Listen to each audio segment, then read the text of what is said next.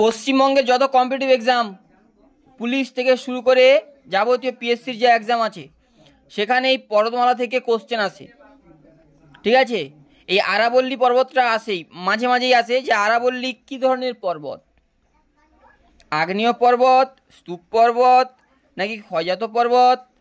আরাবল্লী অবশ্যই ক্ষয়জাত পর্বত, কিন্তু এটা প্রাচীন ভঙ্গিল পর্বত না নবীন ভঙ্গিল পর্বত না স্তূপ পর্বত, কি পর্বত?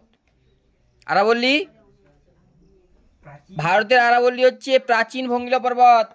ভারতের আরাবল্লী প্রাচীন ভঙ্গিল পর্বত। আমেরিকা যুক্তরাষ্ট্রের অ্যাপেলোসিয়ান মনে রাখতে হবে, এরা কি প্রাচীন ভঙ্গিল পর্বত। নবীন ভঙ্গিল পর্বতের উদাহরণ মনে রাখতে হবে, আমেরিকার রকি, ভারতের হিমালয় হচ্ছে নবীন ভঙ্গিল পর্বত। আগ্নেয় পর্বতের উদাহরণ মনে রাখো, জাপানের ফুজিয়ামা, ইটালির ভিসুভিয়াস। ভারতে কি হয়, ভারতে আন্দামান নিকোবরে সেখানে কি রয়েছে, সেখানে কি রয়েছে, কোন পর্বত, আগ্নেয় পর্বতটির নাম কি?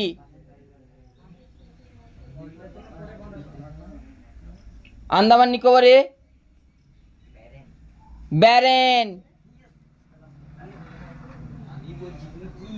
ব্যারেন উপদ্বীপে রয়েছে। আচ্ছা, আগ্নেয়গিরি আবার তিন প্রকার, জীবন্ত, সুপ্ত আর মৃত।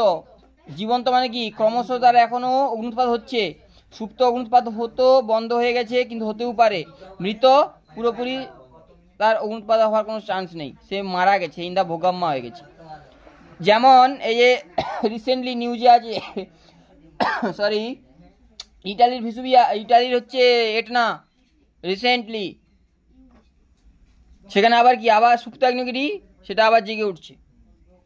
স্তূপ পর্বতের উদাহরণ, ভারতের সাতপুরা স্তূপ পর্বতের উদাহরণ পরীক্ষায় পড়ে যে ভারতের সাতপুরা কি ধরনের পর্বত, বা এটি স্তূপ পর্বতের উদাহরণ হলো রকি, হিমালয়, আরাবল্লী, সাতপুরা। কি হবে?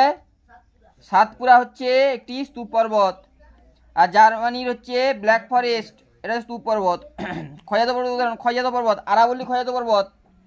আরাবল্লী এটি প্রাচীন আগ্নেয় পর্বত কিন্তু এটা ক্ষয়জাতীয় পর্বত। এবং আমেরিকা যুক্তরাষ্ট্রের যে অ্যাপেলেসিয়ান যেটা রয়েছে সেটাও কিন্তু ক্ষয়জাত পর্বত।